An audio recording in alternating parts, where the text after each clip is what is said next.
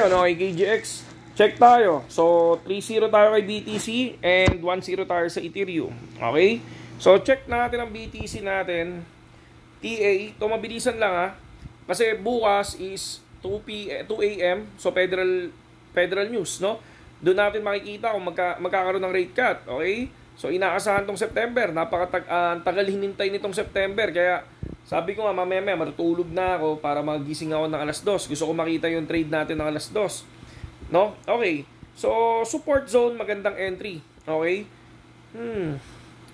Pwede tayong pumasok ulit sa dati kong TA. No? 114,800 and 115. Okay?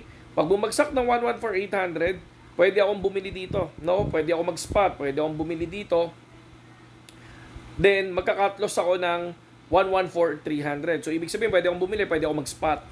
No? And then, pwede akong pumasok naman ng 114,800 or 115. Pwede akong mag-long position. No? Pwede. Ngayon, ang cut loss natin ay 113,300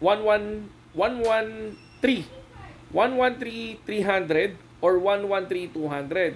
So, pwede akong pumasok ng 114,800 long position. Then, DCA ako ng 114,200. Okay, DCA, ibig sabihin pag bumaba pa. And then DCA ako ng 113,500. Tapos cut loss ako ng, I think 113 or eksaktong 113. Pwede tayo mag-cut loss dito. Pero, kung may malakas na volume yan at lumipad no, sa 115, no, pwedeng pumasok ulit to sa 116,200 pag may malakas na volume. At pag nabasag si 116,200, possible makuha si 118K. Okay? For Ethereum, no, makikita natin dito, ang pinaka-support zone natin, ang magandang entry, si 4470 and 4490. Ang nakikita ko ha. Pwede tayong bumili dyan, or pwede ka mag-long position. Pwede ka mag-spot, or pwede ka mag-long position sa future. And then cut loss natin dito is 4,300. So, pwede tayong, pag pumasok tayo ng 4470, pwede tayo mag-DCA ng 4440, and then 4,390, and then 4,350. Okay, pwede mag-DCA nun. And then cut loss ng 4,300.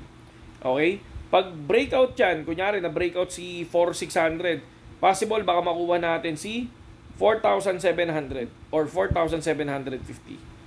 Okay? Yun lang yun. Yun lang, ganun lang kasimple mga kapatid. Okay? So, possible gagalaw ang market kasi nga, so inihintay ang pinakamatagal na, inihintay yung rate cut na possible mangyari mamaya. So, pero kapag yan hindi nangyari mamaya at walang nangyaring magandang news, okay?